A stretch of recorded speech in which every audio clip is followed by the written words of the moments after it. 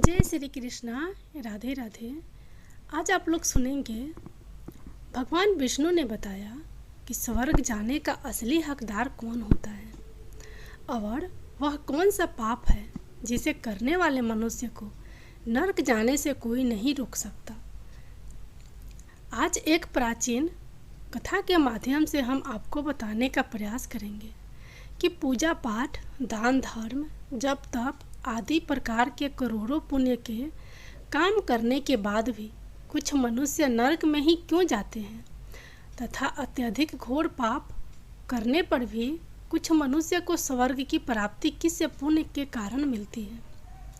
ऐसा वह कौन सा पुण्य है जो मनुष्य के करोड़ों पापों का नाश करता है और ऐसा वह कौन सा पाप है जो उसके करोड़ों पुण्यों को नष्ट कर देता है। तो चलिए दोस्तों, बिना किसी देरी किए शुरू करते हैं। एक समय की बात है, देवर्षि नारद वैकुंठ लोक में जाते हैं और भगवान विष्णु से पूछते हैं, हे प्रभु, कुछ मनुष्य पाप करने पर भी स्वर्ग में क्यों जाते हैं और कुछ मनुष्य को पुण्य करने के बावजूद भी नरक में क्यों डाला जाना पड़ता है। ऐसा वह कौन सा पाप है जो सभी पुण्य को नष्ट कर डालता है और वह कौन सा पुण्य है जो समस्त पापों को भस्म कर डालता है। तब भगवान विष्णु कहते हैं, देवर्षि, आज आपने संसार के कल्याण हेतु उत्तम प्रश्न किया है। इसी संदर्भ में आज मैं आपको एक अत्यंत प्राचीन इतिहास सुनाता हूँ, जिससे सुनकर आपको आपके सभी प्रश्नों के उत्तर मिल जाएंगे। इसलिए आप इस कथा को ध्यान से पूरा जरूर सुनें। जो भी मनुष्य इस कथा का श्रवण करता है उसके समस्त पापों का नाश होता है। देवर्षि कहते हैं, हे प्रभु, आओ आपके मुख से इस कथा को सुनना मेरा सौभाग्य है। मैं इस कथा को ध्यान से पूरा अवश्य सुनूंगा और इसका प्रचार करूंगा। भगवान विष्णु कहते हैं, हे देवर्षि, पूर्व काल की बात है। मध्य देश के एक नगर में एक ही समय पर 5 मनुष्यों की मृत्यु हो जाती है और वे सभी मृत्यु के पश्चात यमलोक में पहुंचते हैं। यमलोक पहुंचने पर वहां का दृश्य देखकर वे सभी भयभीत हो जाते हैं। उनका अंग अंग कांपने लगता है।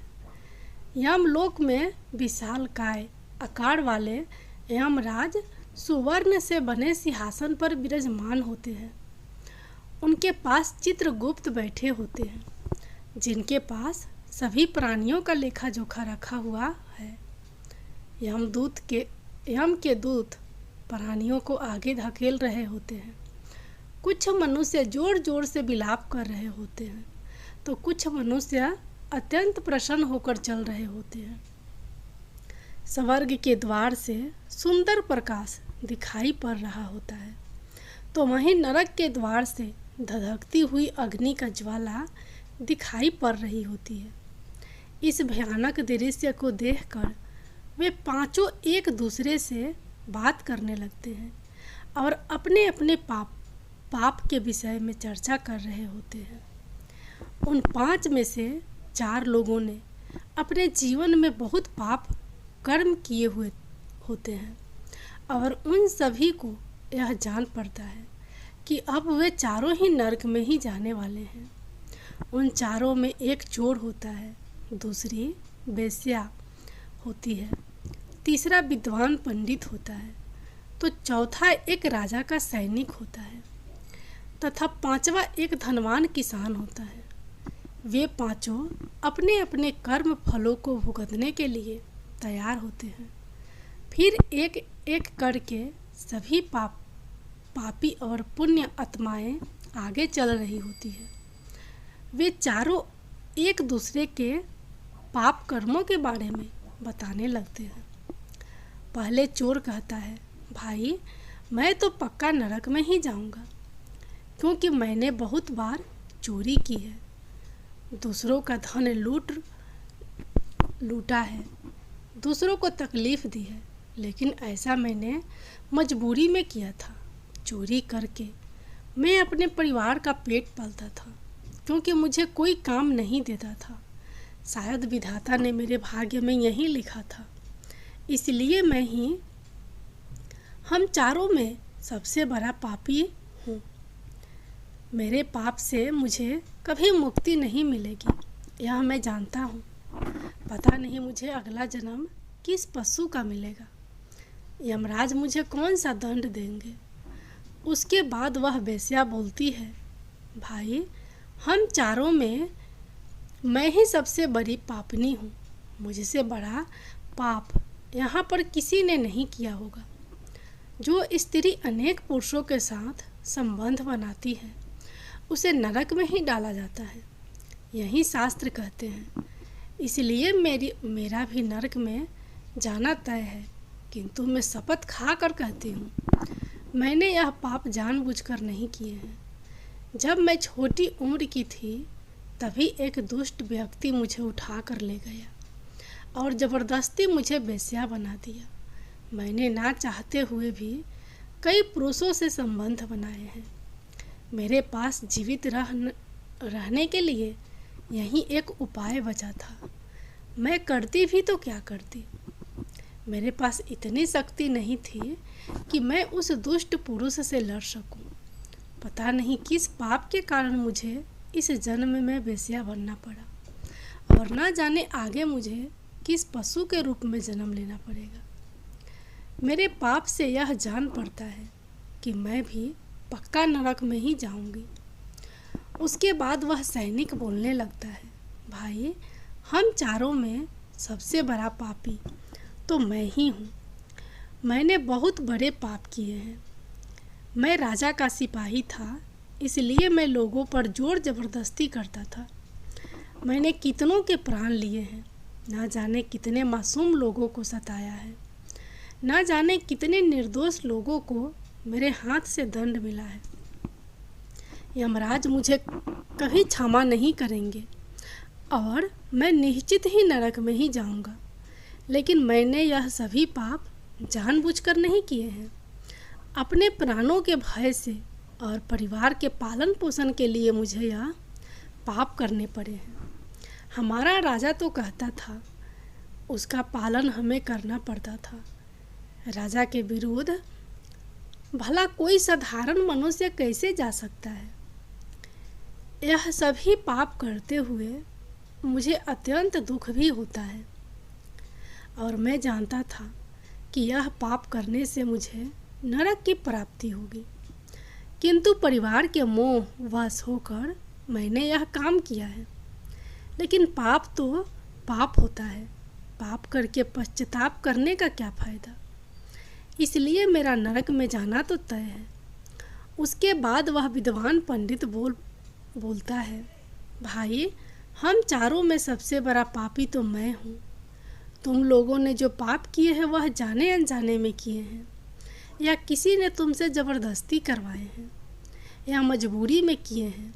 किंतु मैं तो विद्वान था, मैं सब सत्य असत्य जानता था। मुझे सच और झूठ का ज्ञान था, लेकिन फिर भी मैंने धन के लोभवश यह पाप किए हैं। शास्त्र कहते हैं कि जो सब कुछ जानकर भी पाप करता है वह निश्चित ही नरक में गिरता है। मैंने अपने ज्ञान का दुरुपयोग किया है। मैंने अपने ज्ञान का उपयोग लोगों की सहायता के लिए नहीं, बल्कि धन को कमाने के लिए किया है। मेरे घर की परिस्थिति अत्यंत गरीब थी। मेरे पिता भिक्षा मांगकर गुजारा करते थे, लेकिन मैंने अपने घर की गरीबी को दूर करने के लिए धन लेकर ज्ञान देने की चेष्टा की है। शास्त्र कहते हैं, जो विद्वान ब्राह्मण अपने ज्ञान का दुरुपयोग करता है उसे निश्चित ही नरक में जाना पड़ता है। मैंने लोगों को ज्ञान देने के बदले में उससे धन लिया है, कभी किसी को मुफ्त में ज्ञान नहीं दिया। इसलिए आप चारों में सबसे बड़ा पापी तो मैं ही हूँ और मुझे ही नरक में जाना पड़ेगा। उन चारों की बात सुनकर वह धनी किसान हंस पड़ा और बोलने लगा, तुम चारों तो इतने बड़े पापी हो कि तुम लोगों को नरक में जाना ही पड़ेगा। तुम लोगों ने घोर पाप किए हैं और इसलिए यमराज तुम लोगों को कभी माफ़ नहीं करेंगे। यहाँ पर मौजूद मैं अकेला ही सबसे अधिक पुण्यवान हूँ। मैंने अपने जीवन में बहुत पूजा पाठ किया है, ब्राह्मणों को दान दक्षिणा दी है। मैंने मृत्यु से पूर्व गाय का दान भी किया है और अब मेरे सभी पुत्र पौत्र मेरी आत्मा की मुक्ति के लिए बड़े कार्यक्रम का आयोजन कर रहे हैं। वे मेरे लिए श्राद्ध दान तर्पण कर रहे हैं, यज्ञ कर रहे हैं, इसलिए मैं सबसे अधिक पुण्यवान हूँ। मेरी 3 पत्नियाँ और 10 पुत्र हैं। इतने लोग मेरी मुक्ति के लिए उपाय कर रहे हैं और हाँ, मैंने अपने जीवन में कोई पाप नहीं किया है और जाने अनजाने में किए भी होंगे तो मेरे पुत्रों के श्राद्ध आदि के कार्यों द्वारा मेरे पाप भी नष्ट हो जाएंगे। मैं नित्य देव पूजा करता था, मंदिर जाता था, द्वार पर आए अतिथियों को भोजन कराता था। इसलिए मुझे पूरा विश्वास है कि यमराज मुझे नरक में नहीं डालेंगे और मुझे मोक्ष की प्राप्ति निश्चित ही होगी। फिर वे पांचों धीरे धीरे आगे बढ़ने लगते हैं और फिर जब उनका समय आता है तो उन पांचों के पाप और पुण्य के कर्मों का मूल्यांकन नहीं किया जाता है। सबसे पहले बारी आती है उस चोर की और फिर चित्रगुप्त उसका लेखा जोखा निकालते हैं। कुछ देर तक विचार करने के बाद, उसके पाप पुण्य का मूल्यांकन करने के बाद यमराज उसे स्वर्ग में जाने के लिए कहते हैं। इस निर्णय को सुनकर चोर आश्चर्य में पड़ जाता है और बड़ी ही प्रसन्नता से वह स्वर्ग के दरवाजे की ओर चला जाता है। दूसरी बारी आती है बेश्या की। चित्रगुप्त उस बेश्या का भी लेखा जोखा निकालते हैं और कुछ देर तक विचार करने के बाद उसके पाप पुण्य का मूल्यांकन करके यमराज उसे भी स्वर्ग में जाने के लिए कहते हैं। इस विचित्र निर्णय को सुनकर वह बेश्या भी आश्चर्य में पड़ जाती है। उसे यमराज के निर्णय पर विश्वास नहीं होता है और वह बिना कुछ कहे ही बड़ी ही प्रसन्नता के साथ स्वर्ग के द्वार की ओर चली जाती है। और फिर तीसरी बारी आती है उस सिपाही की। चित्रगुप्त उसके भी कर्मों का लेखा जोखा निकालते हैं और कुछ समय विचार करके उसके पाप पुण्य का मूल्यांकन करके यमराज उसे भी स्वर्ग में जाने के लिए कहते हैं। इस निर्णय को सुनकर वह सिपाही भी सोच में पड़ जाता है और बड़ी ही प्रसन्नता के साथ वह स्वर्ग के द्वार की ओर निकल जाता है। फिर चौथी बारी आती है उस विद्वान ब्राह्मण की। चित्रगुप्त उस ब्राह्मण के कर्मों का लेखा जोखा निकालते हैं और कुछ देर तक विचार करते हैं। फिर यमराज उस ब्राह्मण को भी स्वर्ग में जाने के लिए कहते हैं। फिर वह विद्वान ब्राह्मण विचार करता है, मैंने तो पाप किया है, फिर मुझे क्यों स्वर्ग में भेज रहे हैं। फिर वह मन ही मन प्रसन्न होकर स्वर्ग के द्वार की ओर चलने लगता है। उन चारों को स्वर्ग में जाता देख वह धनवान किसान बहुत दुखी और क्रोधित हो जाता है। वह सोचने लगता है कि यह कैसा न्याय है, इन पापियों को स्वर्ग जाने का मौका मिल रहा है, फिर मैंने जो पुण्य के काम किए हैं उनका क्या पापी और पुण्यवान एक ही जगह पर डाले जाएंगे, तो पुण्य करने वाले का फायदा ही क्या। फिर उस धनवान किसान को यम के दूत जोर से धकेल देते हैं और कहते हैं, अरे पापी, तू आगे चल, तुझे नरक में डाला जाएगा, यमराज तुझे माफ़ नहीं करेगा। यह सुनकर वह धनवान किसान भयभीत हो जाता है और कहने लगता है, हे यम के दूतों, मैं स्वर्ग में जाऊंगा, मैंने कोई पाप नहीं किया है, मैंने जीवन में बहुत पुण्य किया है, देख लेना यमराज मुझे स्वर्ग में ही भेजेंगे। फिर वह धनवान किसान यमराज के सामने आकर खड़ा हो जाता है। चित्रगुप्त उसके कर्मों का लेखा जोखा देखते हैं और उसके पाप पुण्यों के कर्मों का मूल्यांकन करते हैं तो उसके पाप का पलड़ा भारी हो जाता है। और यमराज उस धनवान किसान को कहते हैं, अरे दुष्ट, तूने तो बहुत बड़ा अपराध किया है, तो तू नर्क में जाने के ही योग है। इतना सुनते ही वह किसान थर थर कांपने लगता है और यमराज से कहता है, हे धर्मराज, यह अन्याय है। मैंने तो जीवन में कोई पाप नहीं किए हैं और पुण्य ही किए हैं। आप मुझे नरक में क्यों डाल रहे हैं? और मुझसे पहले जो 4 लोग गए थे वे तो घोर पापी थे। उन्होंने बड़े बड़े पाप और अपराध किए हैं। उन्हें तो आपने स्वर्ग में डाल दिया है। आप ऐसा अन्याय मेरे साथ क्यों कर रहे हैं? अगर ऐसा अन्याय होगा तो भले कौन सा मनुष्य धरती पर पुण्य करेगा। फिर यमराज कहते हैं, अरे पापी, तूने जो पाप किया है वह तो उन 4 के पापों के सामने कुछ भी नहीं है। तेरे एक पाप के कारण तेरा सारा पुण्य फल नष्ट हो गया है। यदि तूने यह पाप नहीं किया होता तो तू स्वर्ग में जा सकता था, लेकिन तूने यह पाप जानबूझकर किया है, इसलिए तुझे नरक में अवश्य जाना पड़ेगा। उस चोर ने तो मजबूरी में चोरी की थी, किंतु वह चोर दूसरों की भूख मिटाता था, गरीबों को दान करता था। उसने कभी किसी निर्दोष और गरीब व्यक्ति के घर चोरी नहीं की। उसके पुण्य कर्म उसके पाप से अधिक थे, इसलिए वह स्वर्ग में गया। दूसरी जो वेश्या थी वह अपने मन से वेश्या नहीं थी, उसे जबरदस्ती डाला गया था और उस वेश्या ने केवल अपने शरीर को पीड़ा दी है, लेकिन बाकी कार्य तो उसने पुण्य के ही किए हैं। वह पशु पक्षियों को रोज दाना डालती थी, जानवरों की सेवा करती थी, इसलिए उसका भी पुण्य पाप से बड़ा था। तीसरा वह सिपाही था जिसने राजा के हुक्म का पालन किया था, किंतु उसने भी बहुत पुण्य के काम किए हैं। उसने कई बेसहारा लोगों की मदद की है, इसलिए वह भी स्वर्ग में ही गया। और चौथा वह विद्वान ब्राह्मण था।